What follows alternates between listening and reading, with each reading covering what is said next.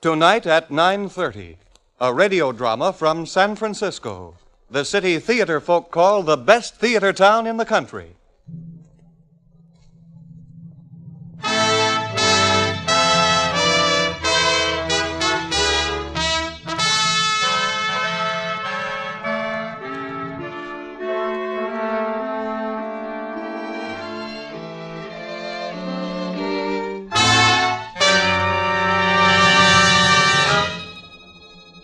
Our drama tonight is a murder mystery, the story of the death of an unpleasant individual named Gregory Porter.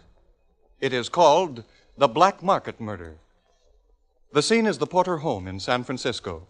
It is, of course, understood that any similarity in names of places and characters in our drama to persons living or dead is purely coincidental. In the living room of the Porter home, we find Inspector Collins of the Homicide Squad and Police Officer George Haynes. Yeah, that blankety-blank clock gives me the willies. Yeah? Yeah. We're going to have to park here all day? Calm down, Hayes. Put the lid on your nerves. I ain't got nerves. No? No. There's no percentage sitting in a room with a dead man. Yeah, what'd they leave him there for? Why didn't the coroner take him away? Because I told him not to. Oh? Yeah, if you ask me, it's barbaric. Leaving a dead man lying on the floor all day, with a sheet over his face. Maybe you'd like it better if the sheet wasn't over his face? Sure I would. At least I could see what he was thinking. Uh-huh. Georgie, you just haven't been on the force long enough. Look, don't go thinking I've got a weak stomach or anything. No, you just don't like the ticking of the clock. That's right. Who do you think done it, Inspector? Did it. That's what I said. Maybe his wife. Oh, now look, Inspector. Hey, you asked me. I know. But his wife's a lady. Listen, George, if I knew who did it, I wouldn't be sitting here chewing the fat with you. Shut up. Mrs. Porter says she'll be down in a couple of minutes. Come on in. Me? You mean you want me to come in? Well, surely, why not? With him? With it lying there? Haven't you ever seen a dead man before? Never mind what I've seen. All right, come in anyway. I want to ask you a couple of questions. Come ahead.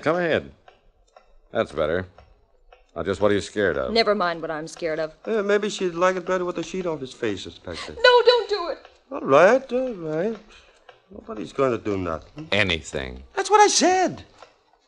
Look, sister, how long have you been working here? 6 months. You like it here? Sure, I like it here. You like your mistress? Sure, I like her.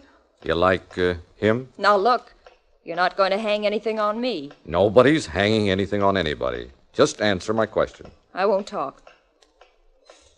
Nice pearls those are around your neck. They real? Sure, they're real. They cost $10. Did he give them to you? Did who give them to me? Him. I'll say he didn't give them to me. As if I'd take them off him. And what's more, I'm not talking. She's not talking, Georgie. Maybe she'd talk if I took the sheet off his face. Don't do it! Don't do it! How's about it, Inspector? Shut up, Haynes. Here comes Mrs. Porter.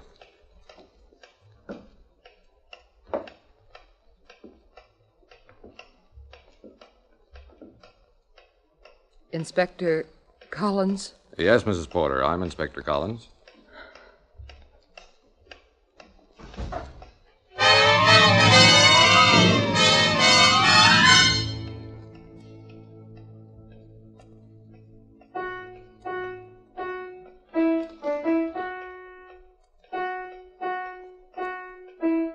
Come away from that piano, George. Haven't you got any feeling?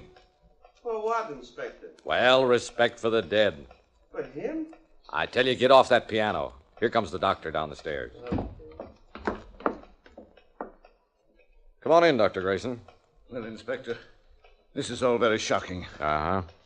How's Mrs. Porter? She's all right. It's quite natural that she should faint. I believe it was the first time since the murder that she entered the room.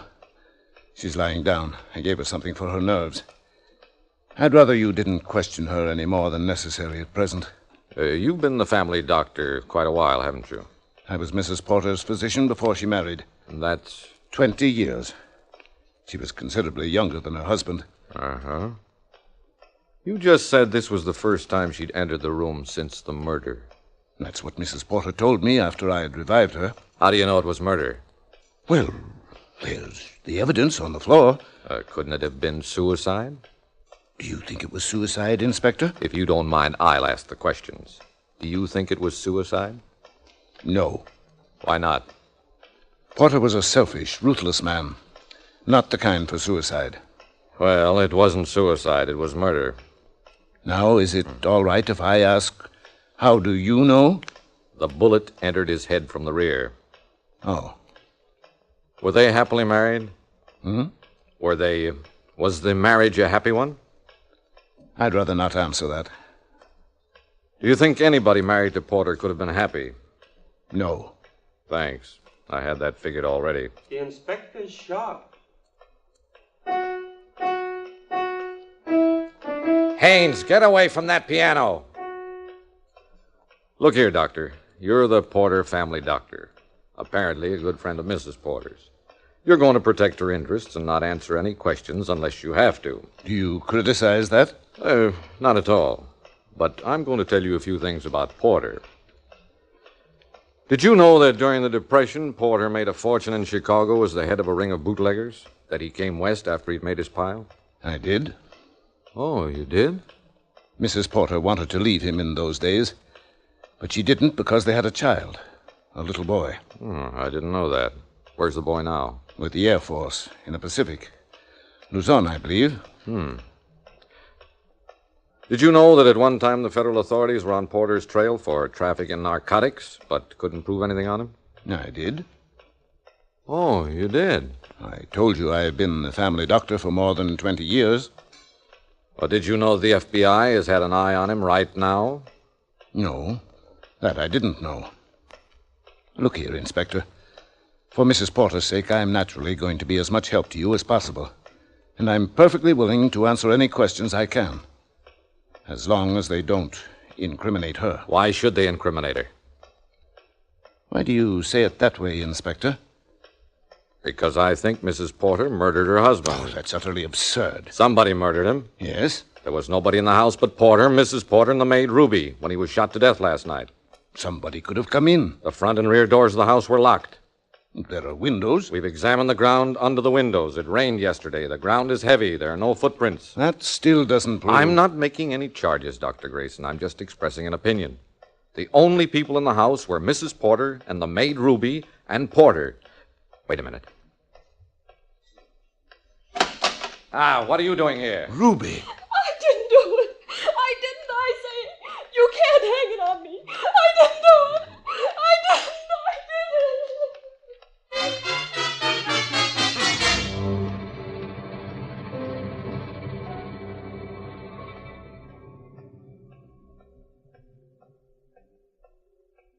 All right now, sister, just calm down. We're going to talk. I had nothing to do with it. Listen to me, Ruby. You've known me quite a while, haven't you? Yes, Dr. Grayson. You know you can trust me. Yes, Well, I'd answer the inspector's questions if I were you. but I didn't kill him, Dr. Grayson. All right. Now, let's get down to brass tacks. Why were you listening at the door? Wouldn't you? If you thought people were talking about you? No, I would not. Shut up, Haynes. All right, now. Where were you last night at 11 o'clock? In bed? In bed? Yes, in bed. Asleep? Of course. Go ahead. Tell us what happened. What do you mean? What woke you up? I heard a noise. Like a gunshot? I don't know. I was dreaming, and I heard a noise. I woke up, and then I ducked under the covers. Why? I don't know. I thought something happened. Why? I don't know. How should I know? I heard the noise, and I was scared, and I ducked under the covers. And... Quit yanking at those pearl beads. You'll bust them. Ruby, you heard the noise. You hid your head under the covers. But then you got up. I heard a Why? noise in the hall, and it was Mrs. Porter. She said, "Ruby, get up. Something has happened. Something has happened to Mr. Porter. It's awful," she said. "It's terrible." She was crying, and she said, "We've got to send for the police." And then? And then she phoned for the police. There, she done it. She bust your beads. Leave them be. Ruby, I think you're lying to us. I'm not, I say. I'm not going to talk anymore. I think you will. Haynes, come here. Yeah? Uncover him. You mean take the sheet off him? Yes. No. Go ahead, George. Hey. And don't you go fainting. Pick him up, Haynes. What is this, Inspector? Pick him up and prop him in that chair. Inspector Collins, I object. The body should not be moved. I'm in charge here. Put him in that chair. He's heavy, Inspector. Do as I say. Inspector Collins, as a friend of the Porter family, may I ask what you plan to do? I'm going to show you how he was murdered. How can you do that when you don't know who killed him? I know who killed him. You're positive? I'll say I'm positive. Who? This woman, right here. I tell you, I didn't. I was in bed, my head under the covers. I didn't do it. I didn't. Keep still. From now on, I'll do the talking.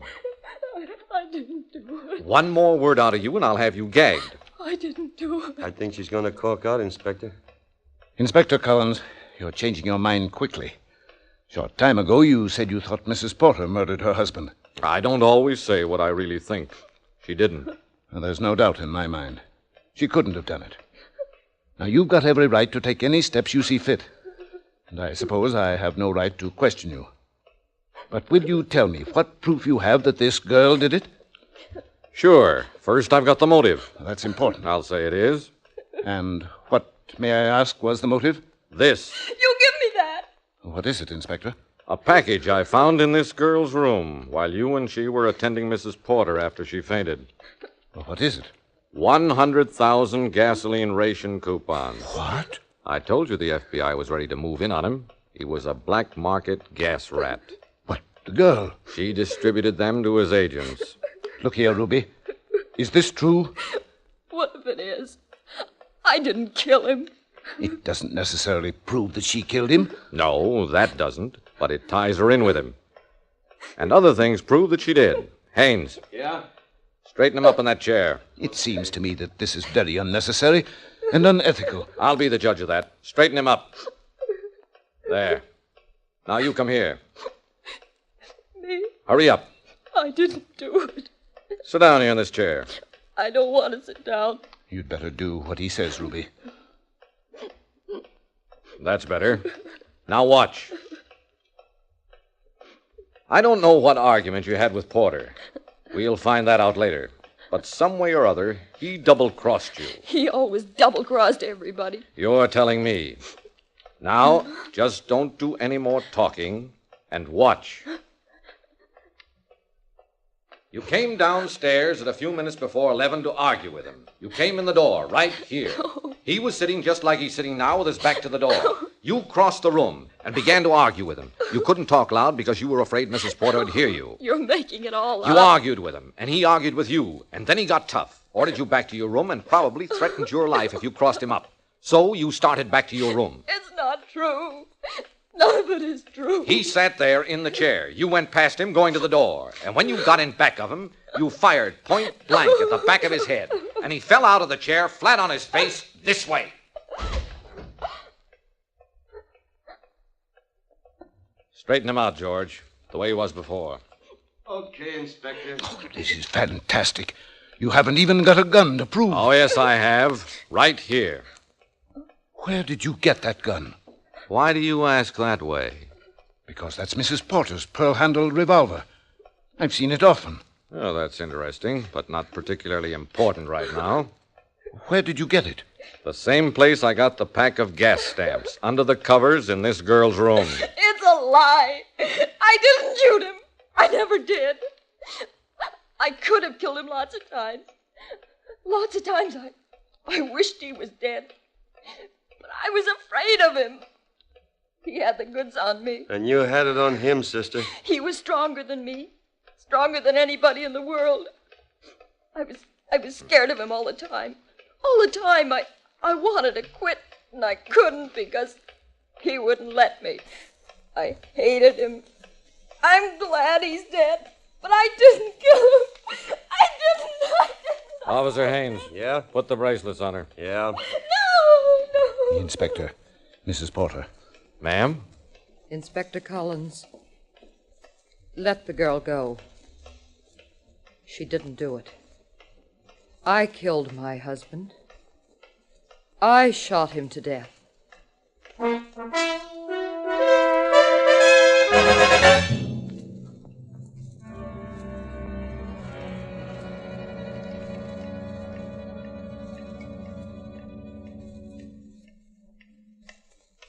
Sit down, Haynes. Stop fidgeting. Okay. The clock gets in my hair. Always ticking. That's what they're supposed to do. I think Mrs. Porter is all right now, Inspector. I'm quite all right, Dr. Grayson. Now, we've got nothing but time. When you're ready, you start talking. Start in. I'm ready. I don't want anybody else to do any talking. What are you doing, Haynes? Picking up another pearl. Here's another one. Leave those pearls alone. You too, Doc. You've been picking up pearls for the last 10 minutes. You can buy a string for $1 at the 5 and dime. You cannot. I said leave the pearls alone. Here's another one. Drop it and sit down. Now start in, Mrs. Porter. Inspector Collins. I shot my husband to death. You seem to be mighty calm about it. Dr. Grayson. I think I'd let her tell it in her own way. Mrs. Porter has gone through a great deal. Science shows that after a maximum amount of suffering, the human machine no longer... Yeah, very interesting. We're not here to listen to a speech. Please, may I go ahead? Go ahead. Inspector Collins, I married Mr. Porter 20 years ago. I was very young. He was almost 20 years older than I. My parents objected terribly. I've been alienated from them ever since. He was a fascinating man, and I... And you were very young. My parents were right, and I was wrong. After a year of marriage, I knew they were right. What made you change your mind? I found out what kind of a man he was.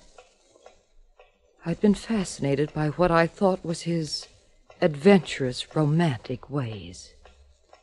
It wasn't adventure. It wasn't romance. He was evil. Why didn't you leave him? She was going to have a child, Inspector. I don't see why Mrs. Porter has to be tortured going through all this. I'd rather tell all of it, Doctor. Now let's understand each other, all of you. Mrs. Porter has confessed to murder. Up to now, she hasn't established any reason for particular consideration. When it comes time for her to make a sworn statement to the district attorney, she can decide how much she wants to say and how much not. Right now, if she's got any ground to stand on, she'd better tell the whole story. Thank you. Inspector Collins, for 19 years I've lived a lie. I mean, I've tried to hide from the world the real truth. Because my boy was born. Don't torture yourself, Mrs. Porter. I'm all right, Dr. Grayson. My boy was born. I... Take your time. We've got all day. For 19 years, I've tried to hide from the world, and most of all from my son, that Gregory Porter was an enemy of the law, an unscrupulous, dishonest, ruthless, cruel man. Dr. Grayson, you've known some of it, not all. You've known about his ring of his activities during Prohibition, of his narcotic activities, of all his wicked, inhuman... Please, Mrs. Porter. I'm quite all right, Dr. Grayson. Inspector Collins, the only redeeming quality my husband had was a deep devotion to our boy. Even that was a selfish devotion, but it was there. That's one of the things that's hard to understand, that a man so cruel, so wicked... Look, Mrs. Porter, I said we had all day, but let's not go into a discussion of opinions. Just stick to the facts of your story. Here, what are you doing? Picking up a pearl. I told you to leave those pearls alone. Go ahead, ma'am. Inspector Collins, my boy was lost in the Pacific 5 weeks ago. What? It's true, Dr. Grayson. But we've talked about him frequently. You always said everything was just fine. I've had to say that, to make myself believe it. And I did believe it up to last night. Did your husband know the boy is dead? He's not dead. I still don't believe he's dead. But my husband knew. Inspector Collins, for the last 5 weeks I've been as if my mind was frozen. I've felt nothing. Last night, I went down to the living room to speak to my husband. I went into the room, and he was sitting there in that chair. He'd been drinking. He always drank a great deal. He never was sober at night. I came into the room. He was sitting with his back to the door. There, what'd I tell you? I spoke to him. I said, "Gregory." Well, what is it? "Gregory, I want to talk to you." What's the matter? Getting bored? Tired of your own company? You don't often honor me by coming down here at night. I have to ask you something. I'm listening. You want a drink? Please, Gregory. Certainly not. Well, excuse me while I fix myself one.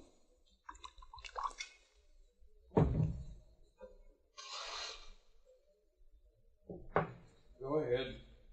Gregory, I found this on the floor in your dressing room. Is it yours? What is it? Won't you please turn around and pay attention to me? Well, what is it? An envelope with 105-gallon gasoline ration stamps. Do you mind telling me why you should open an envelope in my dressing room? It wasn't sealed. It had no writing on it. I opened it to see if it was something important. Well, it's very important. 100 gas stamps. Are they yours, Gregory? Naturally, they're mine. I'm glad I didn't lose them. Thanks, I'll take them. Gregory, how do you happen to have 500 gallons of gasoline stamps? The important thing is that I have them. And they're mighty useful these days. Gregory, nobody has rationed that much gas. Now look here. Are you sticking your nose into my affairs? Then you had no right to have them. It's another of your... Would you mind tending to your own business? Gregory, answer me. You had no right to have them. I told you to mind your own business. It is my business. Gregory, where did you get them? Keep your nose out of my affairs. Gregory. Well? Nobody has issued 500 gallons of gasoline. That's right. Then you bought them. You bought them. In a black market. And if I did? You did. You bought them in a black market when... When what? When... You bought them. And... Oh, do you have to be a fool all your life? No, I didn't buy them. Oh, thank goodness. I didn't buy 500 gallons of gas stamps. No. Wait a minute. Let me show you something.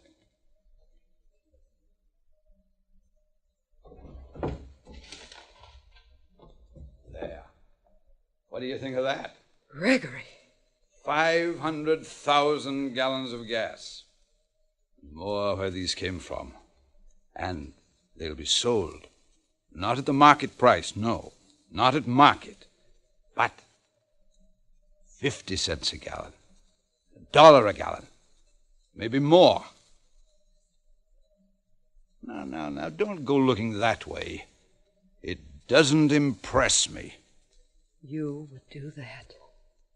You'd sell your soul and your heart and your world for money. You'd sell your own flesh and blood for money. So you deal in human life. Gas stamps. Millions of gallons of gas stamps. And my boy was lost because he didn't have enough gas to bring him home, back to his base. And you'd sell stolen ration stamps to make money. You killed him, the only thing I had to live for. You killed him and I could kill you. I could kill you, Gregory Porter. I could kill you.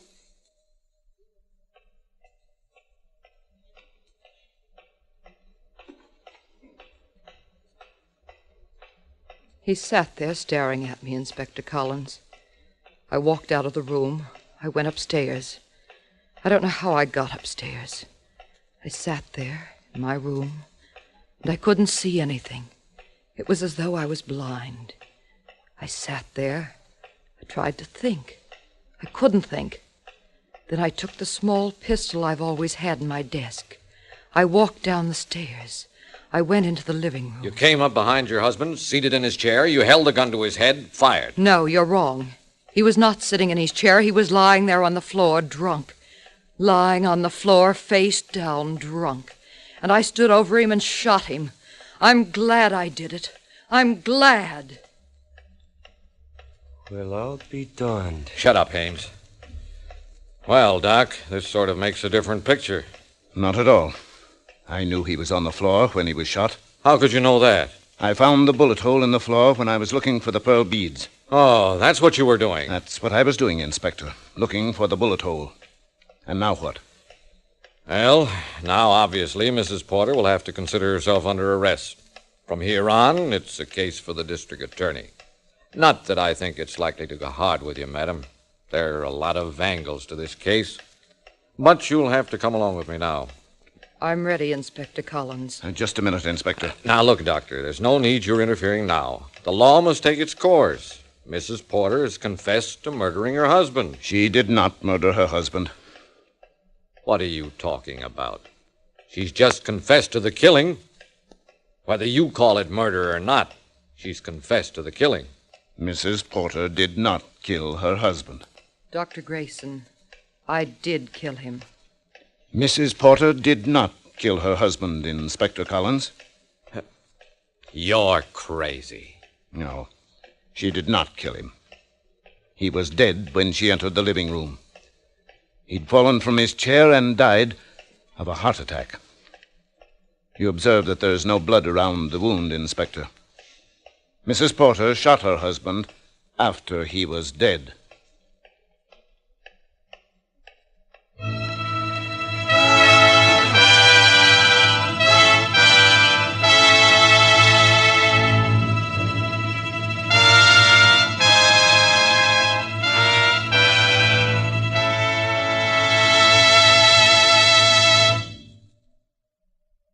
You have just heard the radio drama, The Black Market Murder, written and directed by Samuel Dixon in the KPO drama repertoire tonight at 9:30. The cast included Everett Glass as Gregory Porter, Yvonne Patey as Mrs. Porter, Lou Tobin as Inspector Collins, Ray Lewis as Officer Watson, Earl Lee as Dr. Grayson, and Marcia Keat as Ruby.